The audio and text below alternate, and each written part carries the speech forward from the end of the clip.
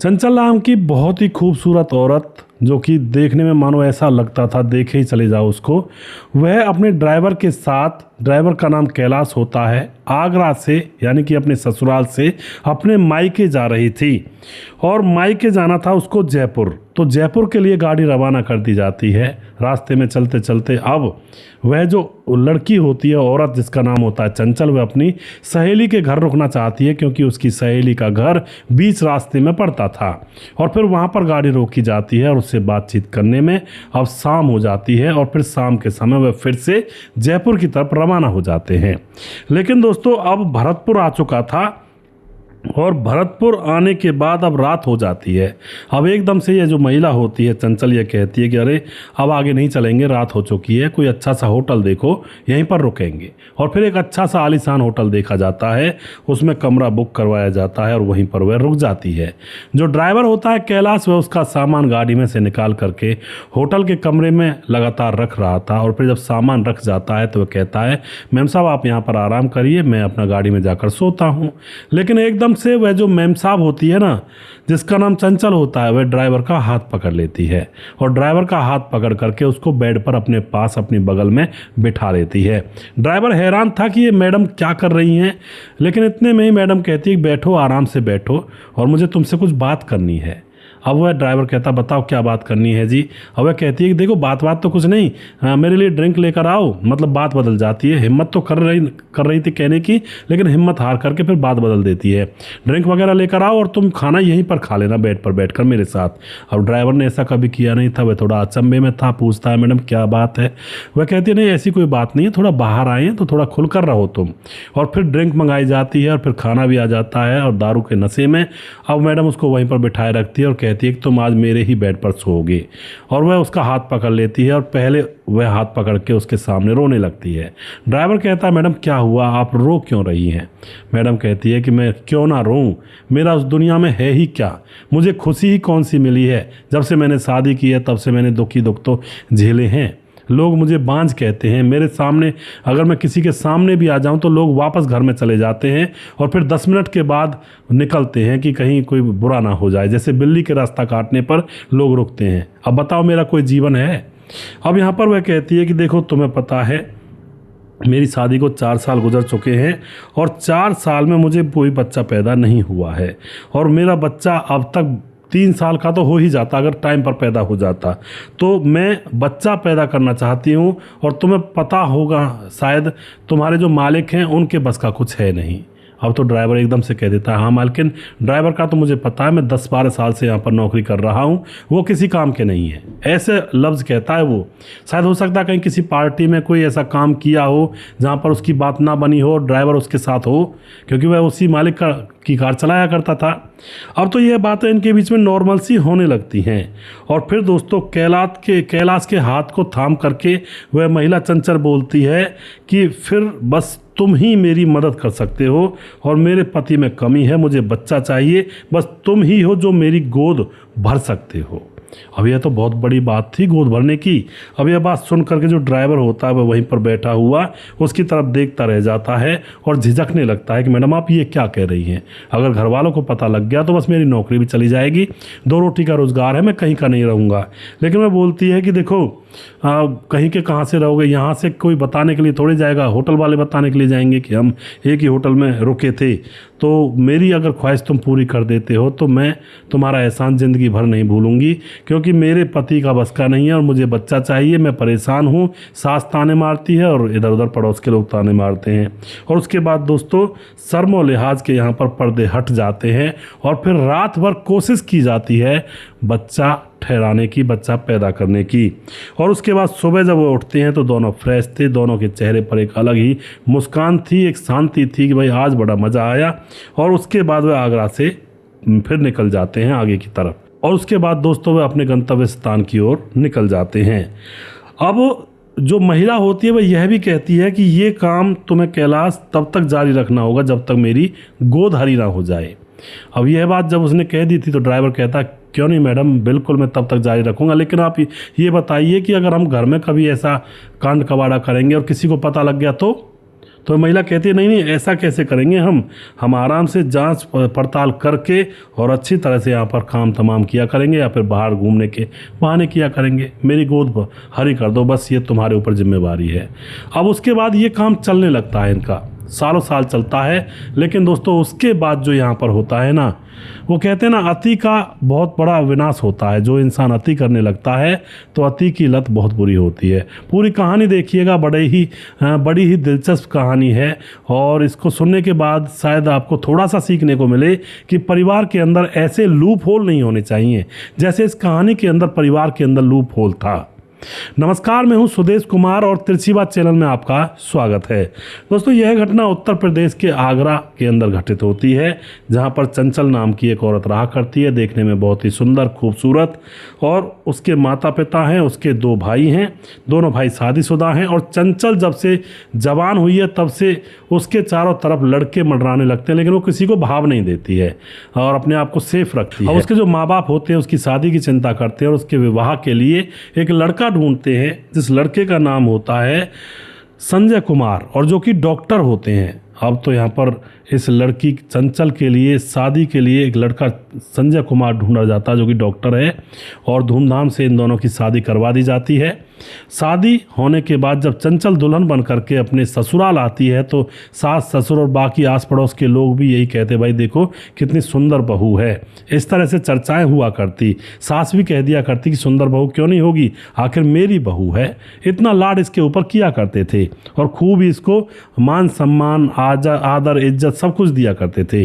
अब दोस्तों शादी के 1 साल गुजरता है, 2 साल गुजर जाते हैं। अब जैसे 2 साल गुजरते हैं तो सास कहने लगती है कि अरे बहू कुछ हमें खुशखबरी भी दोगी या फिर ऐसे ही चलता रहेगा सब कुछ। अब जो यह बहू होती है यह उसकी तरफ मुस्कुरा जाती है, सास की तरफ, कहती है हाँ माँ जी ज़रूर कुछ ना कुछ तो जल्दी ही होगा। अब यहाँ पर जो 2 साल होते हैं उसके बाद तीसरा साल आ जाता है, अभी तक भी कुछ नहीं होता। शादी के बाद अड़ोस पड़ोस की महिलाएं कहती हैं कि तुम्हारी बहू को कोई बच्चे नहीं हो रहे। सास यही कहकर टाल देती है कि अभी इन बच्चों के खेलने खाने के दिन है, हो जाएंगे बच्चे। लेकिन यह 3 साल जो गुजर चुके थे ना, तो सास के मन में बड़ी टेंशन आ जाती है और वह चंचल से बोलती है कि बहू चेकअप वेकअप करवाने के लिए डॉक्टर के पास जाओ, तुम लोग कोई कमी है तो उसको सही करवा कर आओ। अब उसके बाद जो चंचल होती है वह अपने पति डॉक्टर साहब संजय कुमार को चेकअप करवाने के लिए हॉस्पिटल ले जाती है, और वहाँ पर चंचल का तो चेकअप हो जाता है तो डॉक्टर ने बताती है कि आपके अंदर कोई दिक्कत नहीं है, आप बिल्कुल परफेक्ट हो बच्चा पैदा करने के लिए। लेकिन इस बात को सुनकर चंचल का पति संजय कुमार डर जाता है। अब उसको लगता है कि मेरे अंदर कमी होगी और डॉक्टर ने अगर मेरे अंदर कमी बता दी तो बस गड़बड़ हो जाएगी। वह अब अपनी पत्नी चंचल को बस ऐसी बातों में लगाकर कहता है कि चलो चलो अब घर चलते हैं। चंचल कहती है कि आप भी टेस्ट करवा लीजिए ना एक बार। डॉक्टर कहता है नहीं नहीं मुझे नहीं करवाना, चलो मुझ में कोई कमी नहीं है, मैं ठीक हूँ, चलो अब हो जाएंगे बच्चे, अपने आप ही नहीं हो रहे होंगे। इस तरह से कह करके वह अपनी पत्नी को घर पर ले आता है और पति खुद चेकअप नहीं करवाता है, और यही सबसे बड़ा लूप होल था दोस्तों। यहाँ पर पति को चेकअप करवा करके जो कमी थी शरीर में उसको पूरा करके बच्चे पैदा करना चाहिए था। लेकिन अब यहीं से कहानी बिगड़नी शुरू हो जाती है कि आगे क्या होता है। अब यहाँ पर जैसे पड़ोसी ताना मारने लगते हैं, उसकी सास से कहने लगते हैं कि बच्चे नहीं हो रहे, और अब तो पड़ोसी अड़ोसी जो होते हैं बांझ कहने लगते हैं इस औरत को कि ये बांझ है। लेकिन ये सहन नहीं कर पा रही थी, क्योंकि ये बांझ नहीं थी, ये तो सही थी। अब खेती के अंदर अगर बीज ही नहीं डालेंगे तो खेती में फसल कहाँ से होगी। ये बांझ नहीं थी, ये तो योग्य थी, लेकिन जो पति था इसका उसमें दिक्कत थी कहीं ना कहीं। अब ताने इसको मिल रहे थे कि बांझ है, देखो इससे बच्चे पैदा नहीं हो रहे हैं। और जब भी ये कभी गली रास्ते में बाहर निकल जाया करती और कोई अपने शुभ काम के लिए जा रहा होता तो इसको देखकर वापस लौट जाया करता, और फिर 10 मिनट के बाद वापस निकला करता कि इसका चेहरा देख लिया, अब मेरा काम बिगड़ जाएगा। तो इस तरह से मामला यहाँ पर चल रहा था। चंचल बहुत परेशान हो जाती है और चंचल ने सोचा कि मैं इस दुनिया में रहने लायक नहीं हूँ। मैंने ऐसे कौन से पाप कर्म किए थे जो कर्म मैंने किया भी नहीं, या फिर मेरी गलती भी नहीं, और उसकी सज़ा मुझे भुगतनी पड़ रही है। अब वह बिल्कुल इस दुनिया से नाराज़ हो जाती है और वह कुछ ना कुछ ऐसा करना चाहती है कि वह इस दुनिया में रहना नहीं चाहती। परेशान, हताश, उदास और बहुत ही ज़्यादा टेंशन में कि अब क्या करूं। फिर उसके मन में विचार आता है कि देखो मेरे पति की वजह से तो बच्चे नहीं हो सकते, लेकिन मुझ पर तो बच्चे हो सकते हैं ना, मैं तो माँ बन सकती हूँ ना, फिर चाहे मर्द कोई भी हो। वही यह बात सोचने लगती है। अब वह बच्चे की चाहत में यह पूरा मन बना चुकी थी कि मैं अपने पेट में बच्चा मतलब किसी तरह से गर्भवती हो जाऊं और उसके बाद बच्चा पैदा हो जाएगा तो ये माथे से कलंक हट जाएगा। अभी तक इसकी सोच सही थी, अभी अपने माथे के कलंक को हटाना चाहती थी, लोगों के ताने को मिटाना चाहती थी। किसी तरह मैं गर्भवती हो जाऊं तो उसके बाद किसी को क्या पता लगेगा, चुपके से काम करूंगी। अब ये अभी तक यहाँ पर ठीक थी, इसके जो विचार थे, लेकिन इसके बाद यहाँ पर मामला डामाडोल होने वाला था। अब यह अपने घर के नौकर कैलाश के ऊपर नज़र रखने लगती है, उसकी तरफ काफ़ी देर तक देखती रहती है कि भाई हाँ हट्टा खट्टा तो है, अगर बच्चा ठहर जाता है इसका तो बच्चा भी सुंदर पैदा होगा। इस तरह के विचार मन में मनाने लगती है। और फिर इसको अपने मायके जाना था तो कैलाश को अपनी गाड़ी का ड्राइवर बना करके वह मायके जयपुर की तरफ निकल जाती है। और इसकी सोची साजी प्लानिंग थी कि रास्ते में सहेली के पास रुकना है, फिर लेट हो जाएंगे, फिर जयपुर में रात को रुकेंगे और वहीं पर मामला फिट करूंगी। और ऐसा ही होता है दोस्तों। अब वहाँ पर मामला यह फिट कर लेती है, रास्ते में नौकर के साथ संबंध बन जाते हैं जयपुर जाते वक्त, बीच में रास्ते में भरतपुर में। और उसके बाद यह भी कहती है नौकर से कि अब यह तुम्हें तब तक करना होगा जब तक मेरे पेट में गर्भ ठहर न जाए, यानी कि मेरी कोख हरी ना हो जाए। अब तो इसी तरह से मामला चलता रहता है दोस्तों। अब ये कभी कभी घूमने के लिए जाते, कभी कभी घर में कोई नहीं होता तो वहाँ पर अपनी फिल्म पूरी कर लेते। और इस तरह से 1 साल गुजर जाता है। 1 साल गुजरने के बाद अब क्या होता है, जो कैलाश होता है और यह चंचल, अब इन दोनों को एक दूसरे से प्यार हो जाता है। ये सबसे बड़ी गलती थी। अभी तक तो यह औरत सिर्फ उसकी मदद ले रही थी कि किसी तरह से बच्चे हो जाएं, लेकिन अब इतना प्यार इनके बीच में हो गया था कि इनको एक दूसरे से प्यार हो जाता है। और अब चंचल सोचने लगती है, चंचल और ये कैलाश, कि हम दोनों एक साथ नहीं रह सकते क्या। अब जो ये चंचल होती है ये अब भावनाओं में बह जाती है और कैलाश से कहती है कि मैं तुम्हारे साथ ही रहना चाहूँगी और तुम्हारे साथ ही घर बसाऊंगी, तुमसे ही शादी करूँगी और बस मुझे ले चलो।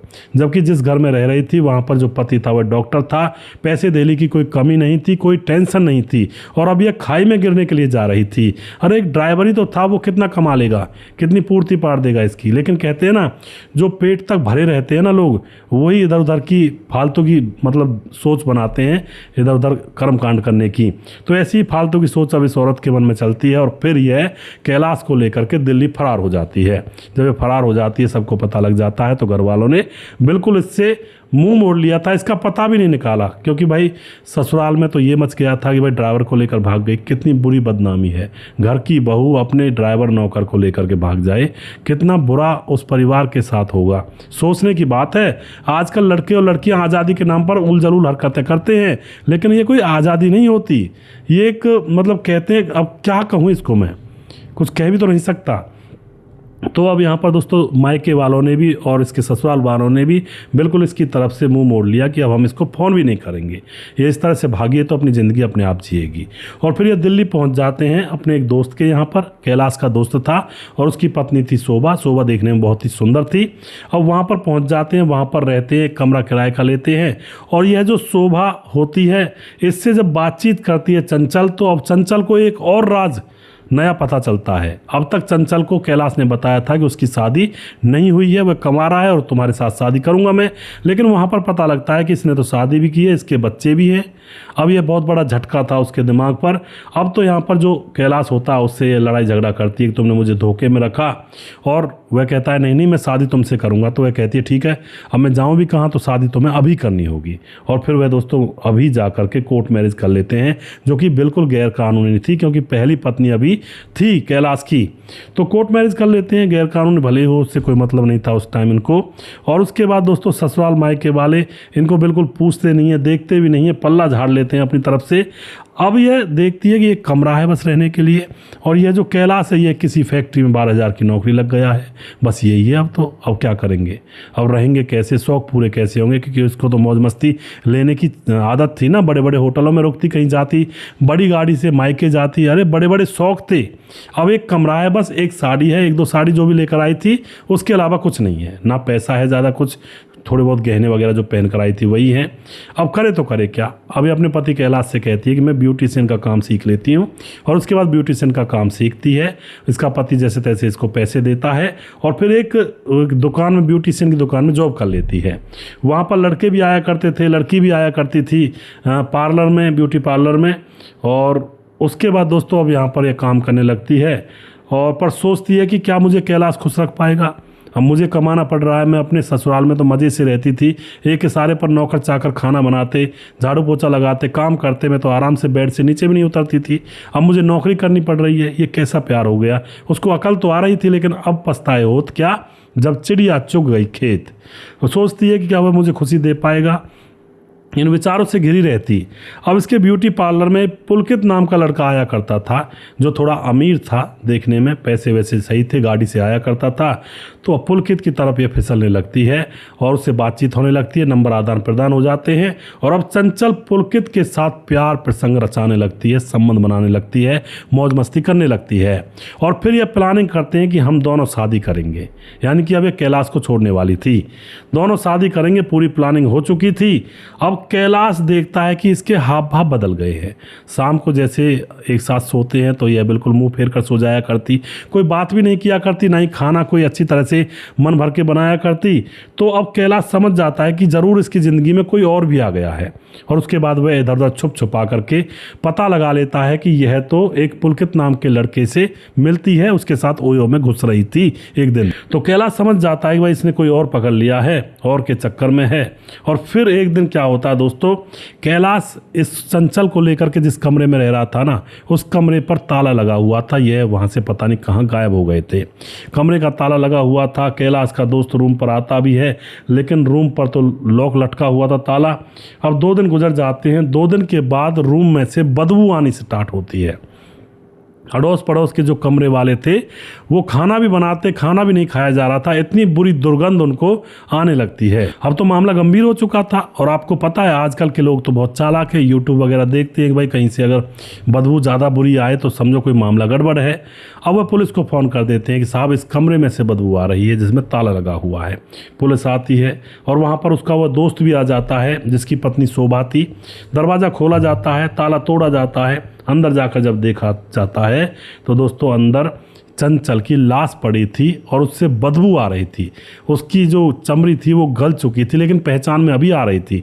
2-3 दिन ही तो हुए थे। इतनी बुरी दुर्गंध थी वहाँ पर, दुर्गंध पुलिस वाले भी उल्टियाँ करने लगते हैं दोस्तों। अब उसके बाद यहाँ पर उस लाश को काबू में लिया जाता है। वहीं पर उसका दोस्त था कैलाश का, उससे पूछा जाता है, वह सब कुछ बता देता है कि चंचल ये रहने वाली आगरा की है, इसका पता वता जो भी कुछ होता है, क्योंकि कैलाश ने बता रखा था कि वहाँ मैं नौकरी करता हूँ, वहीं से लेकर आया हूँ।